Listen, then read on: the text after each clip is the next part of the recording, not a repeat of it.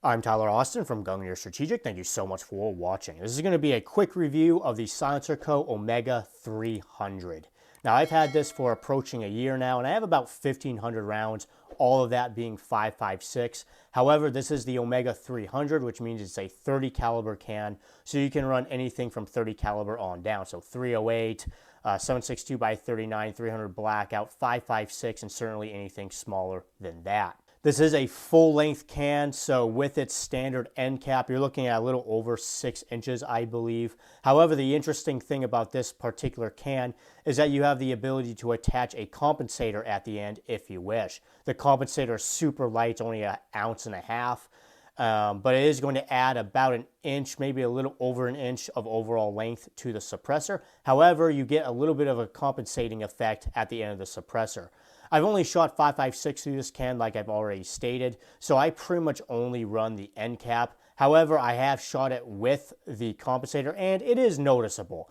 With 5.56, is it that great of a deal? No. However, you do notice the compensating effect with it on. However, again, because I've only shot 5.56 through this, the compensator isn't worth the extra length, so I personally just stick with the end cap. However, you do have an optional compensator if that's something you would be interested in, which is certainly an interesting feature and addition to the suppressor. Along with that, you have multiple different options in terms of mounting capabilities. It's very modular in that aspect. Personally, like I've said with the 36M review that I did recently, I am very privy to the ASR mount, and I pretty much use these exclusively because there's a variety of different flash hider and compensator options available from Silencer Co., and that just screws onto either the flash hider or the comp.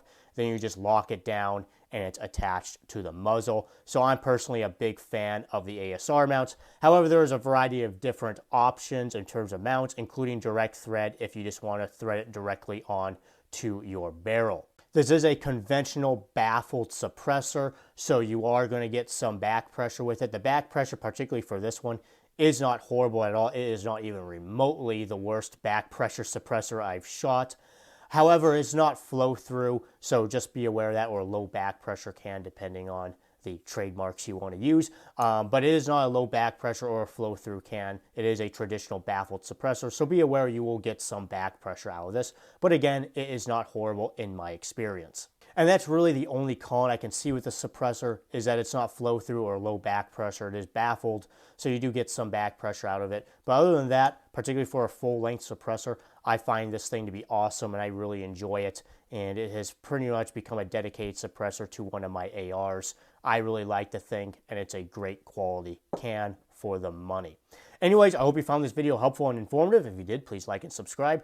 I'm Tyler Austin from Gungnir Strategic. Thank you so much for watching.